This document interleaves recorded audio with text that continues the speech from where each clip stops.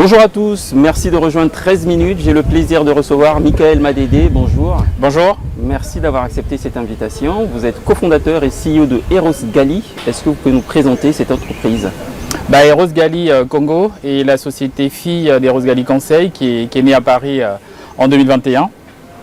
Et en 2024, avec deux amis d'enfance, Elian Babouana et Arnold Matsima, on a décidé de fonder Eros Gali Congo, ici à Brazzaville, en août 2024. Alors, que faites-vous en termes de services et quelle action avez-vous déjà posée, aussi bien en France qu'au Congo? Eros Gali Congo accompagne des clients aussi bien privés que publics sur toute la chaîne de valeur de l'acte de construire. Donc ça part de la partie programmatique, montage de projet, montage financier, la réalisation, donc tout ce que les gens voient, et enfin la livraison, la remise des clés et la préparation à l'exploitation maintenance. Pour ce qui est des clients qui nous ont déjà fait confiance depuis 2021, je pourrais parler des clients en France. Donc il y a Unibail Rodamco Westfield qui est une foncière qui nous a fait confiance, c'est le premier client privé qui nous a fait confiance en 2021. Et ensuite, on a travaillé sur le projet Nexity, qui est le siège immobilier Nexity à Paris Saint-Ouen. Dernier projet qu'on a fait en France, c'est le siège de Microsoft à Issy-les-Moulineaux, où Eros Gali a conduit la direction de projet. Pour ce qui est des projets au Congo, depuis 2024, on en a fait quelques-uns, aussi bien pour des privés que des institutionnels. Pour ce qui est des institutionnels, je vous laisserai le temps, peut-être dans quelques mois, vous aurez l'occasion de voir sur quel projet nous travaillons. Je ne suis pas en capacité d'en parler pour le moment. Pourquoi avoir décidé d'ouvrir la filiale Congo lorsqu'on sait que son classement Doing Business n'est pas forcément révision? Le pays est classé 180e sur 190 pays. Pourquoi c'est pas très motivant. Exactement. C'est vrai que quand on parle indicateur, le réflexe est de tourner la tête et partir. L'aventure Eros Gali Congo n'est pas que une aventure entrepreneuriale. Il y a un aspect d'enfance parce que je l'ai fait avec des amis d'enfance et aussi le lien affectif que j'ai avec le Congo. J'ai certes plus vécu en France qu'au Congo, n'en demeure pas moins que je suis né au Congo. J'ai une base culturelle et éducative congolaise et je pense que la base éducative que m'a donné le Congo, c'est ce qui m'a permis de faire le parcours que j'ai pu faire en France. Donc il nous paraissait évident de s'installer au Congo. Quelqu'un a dit que lorsqu'on est entrepreneur, on n'est pas philanthrope, donc on crée une entreprise pour gagner de l'argent. Vous aurez pu partir ailleurs quand même. C'est vraiment cette fibre qui vous a ramené au Congo? C'est vrai que l'entrepreneuriat n'est pas la philanthropie, je l'entends bien.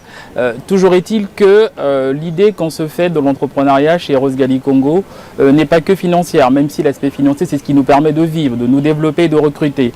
Toujours est-il que l'objet premier de notre motivation, c'est pour nous un retour d'ascenseur. Voilà, que ce soit Elian Babouana qui a fait l'école militaire, qui est un AET, c'est un ancien enfant de troupe, Arnold Matsima qui a fait le lycée technique, et moi qui étais à Savorgnan de Brazza et à Notre-Dame du Rosaire, on est des enfants d'ici. Donc notre parcours initial, il est congolais. Donc on aurait pu aller s'installer à Kinshasa, à Dakar, au Maroc, mais le pays, ça reste le pays. Vous avez convoqué votre patriotisme. Exactement, ça me paraissait évident et naturel de pouvoir s'installer au Congo. Alors mais c'est très bien, on vous félicite pour ça. Vous qui êtes en France et qui êtes revenu donc justement investir, est-ce que ça a été facile pour vous? C'est jamais facile d'entreprendre. Pour résumer en gros notre motivation à vouloir entreprendre et à s'installer au Congo, je vous parlerai de 3 éléments qui sont des éléments clés, des éléments motivants pour notre installation au Congo. Le premier, c'est l'esprit de sacrifice. Voilà. C'est un sacrifice que d'entreprendre parce qu'on blanchit des nuits, on répond à des offres parfois à des heures assez tardives. Donc l'élément sacrificiel est un élément important dans notre démarche entrepreneuriale. Le deuxième élément, je dirais, c'est plutôt le côté l'altruisme. Voilà. Je ne m'arrête pas qu'à une générosité, mais je vais au-delà de la générosité. Je m'intéresse à mon semblable, à mon compatriote congolais, et c'est un élément important de motivation.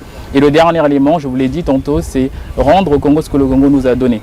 Voilà. Entreprendre, c'est donner de la chance à des jeunes Congolais sortis de l'UDSN, sortis de Mariangouabi. Et il nous paraissait évident de se lancer, de pouvoir donner de la chance à cette jeunesse. Oui, j'ai bien compris, mais je parlais de vous à titre personnel puisque vous n'habitez pas ici et souvent on entend énormément de choses en termes de mentalité. Il y a beaucoup de freins pour ceux qui viennent d'ailleurs, notamment de la diaspora, pour revenir au Congo et investir. Pour vous, est-ce que ça n'a pas été un frein?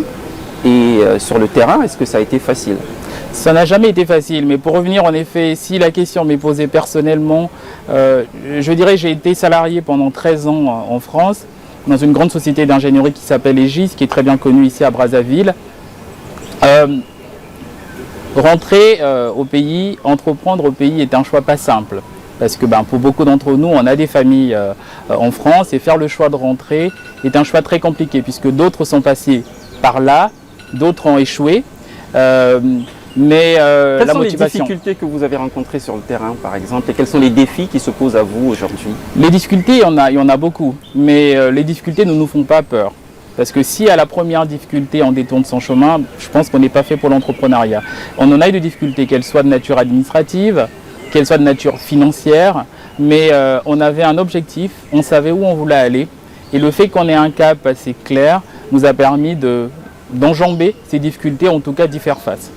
Alors j'ai été dans vos locaux, j'ai visité vos locaux et j'ai vu que vous avez une équipe très jeune. Vous mettez un accent sur la jeunesse et sur la formation. En quoi c'est important pour vous? La formation c'est la base, je crois. Une jeunesse qui n'est pas formée, on peut attendre d'elle beaucoup de choses, mais si on ne la forme pas, elle ne sera pas en capacité de répondre aux défis qui se dressent à elle. La formation est un levier important. On est tous passés par là, que ce soit vous ou moi. On a rejoint des entreprises assez jeunes et on était bien content d'avoir un tuteur qui nous accompagne pour apprendre ce que c'est que rédiger un mail, faire un compte rendu, prendre des notes. Et pour nous, mettre à l'honneur la jeunesse congolaise, qu'elle sorte de l'école normale supérieure polytechnique, l'INSP, de l'université Denis Sassou Nguesso à Kintele, de l'université Marien Ngouabi, pour nous, c'est quasi la vocation première d'une entreprise. Voilà. C'est mettre en situation des jeunes qui sortent d'école. Donc pour nous, c'était quelque chose de naturel. J'ai vu sur Internet que vous défendiez une idée lors d'une conférence à Paris organisée par le Conseil des jeunes congolais de France. Vous disiez, je vous cite, qu'une entreprise doit faire société avec le territoire dans lequel il est implanté. Qu'est-ce que ça veut dire? C'est un élément important. Je pense que c'est structurant pour nous en tant que chef d'entreprise de se dire on ne crée pas une entreprise pas que pour faire des profits, faire de l'argent. L'entreprise doit faire corps avec son territoire. Pour faire le lien avec le volet formation, si on s'est installé à Brazzaville, si on a créé Rose Gali Congo, c'est aussi donner de la chance à la jeunesse congolaise. Parce que la jeunesse congolaise, on a besoin. On parle beaucoup d'elle, on dit qu'elle est tantôt pas au rendez-vous, on dit tantôt qu'elle est fainéante. Je ne le crois pas, nous ne le croyons pas, que ce soit Arnold, Elion et moi. Nous pensons que mettre en situation des jeunes, les former, les préparer à prendre des responsabilités, c'est la vocation première d'une entreprise. Donc pour nous, ça me paraît assez normal de pouvoir dire une entreprise doit faire sens avec le territoire dans lequel elle est inscrite. Vous avez passé 13 années dans le salariat avant de vous lancer. À quel moment vous avez compris que vous étiez un entrepreneur? La fibre entrepreneuriale a toujours été ancrée en moi. Elle s'exprimait de manière assez différente parce que je suis plutôt quelqu'un qui prend des initiatives, qui n'attend pas. Et 13 ans de salariat, ça n'a pas été, je vous rassure, un sacerdoce. Pour moi, ça a été un plaisir. J'ai passé 13 belles années chez Aegis. Mais à un moment donné, l'appel du pays, entreprendre au Congo en étant salarié, c'est pas du tout simple. Et faire le choix de l'entrepreneuriat, en particulier avec un regard vers le Congo, pour moi, c'était aussi un moyen de renouer avec le pays qui m'a vu naître. Donc c'était quelque chose d'important. À qui s'adresse Rose Gali au Congo? Quel est votre cœur de cible? Notre cœur de cible, on a deux natures de clients. On a des particuliers pour qui on fait des projets de construction, que ce soit de l'habitat, que ce soit de la location ou même des commerces. Et de l'autre pan, c'est vraiment les institutionnels. Tout ce qui est corporate, que ce soit des banques, des compagnies d'assurance qui veulent construire leur siège social, des entités publiques qui ont aussi, parce que ne pas oublier que le Congo a beaucoup de bâtis existants qui nécessitent beaucoup de rénovation. Et aussi l'une des qualités des Rose Gali, c'est qu'on est vraiment spécialisé dans la rénovation du bâti existant. Donc c'est un axe qu'on aimerait explorer et pouvoir faire valoir nos compétences là-dessus. Un conseil pour toutes celles et ceux qui souhaitent entreprendre et qui hésitent encore?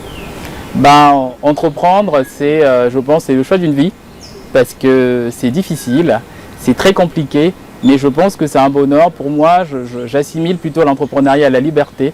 C'est se donner la possibilité d'entreprendre, se donner la possibilité d'essayer, d'échouer et de refaire encore le chemin qui paraissait facile initialement. Donc j'inviterai tous les jeunes Congolais où qu'il soit, de regarder vers le Congo et de faire le chemin de l'entrepreneuriat. Alors, petite question pour encourager celles et ceux qui veulent entreprendre et qui ont peur. Vous, à titre personnel, lorsque vous avez souhaité lancer, est-ce que vous avez eu des peurs et qu'est-ce qui vous a motivé de vous engager dans l'entrepreneuriat? La peur n'est pas un sentiment. J'en parle parce qu'on parle de plus en plus de prise en charge et le président de la République a d'ailleurs interpellé la jeunesse congolaise là-dessus. C'est vrai que la peur, l'interpellation du président, nous en tant que jeunes entrepreneurs, l'entreprendre c'est y répondre, me semble-t-il. Mais la peur n'est pas un sentiment inhibant. De notre point de vue, en tout cas de mon point de vue, la peur est plutôt un sentiment stimulant. Et donc le fait d'avoir peur, c'est être conscient des défis qui sont face à nous, des défis à relever.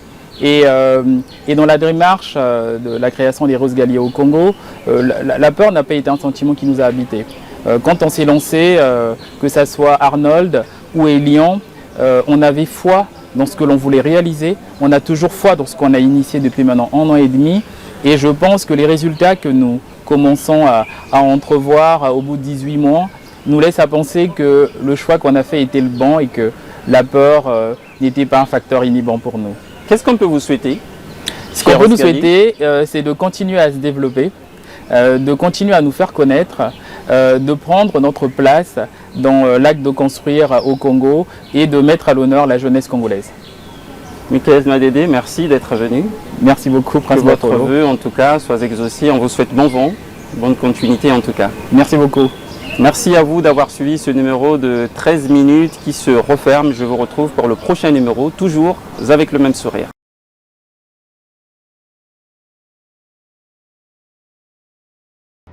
Oh, yeah, yeah, Mazaraba,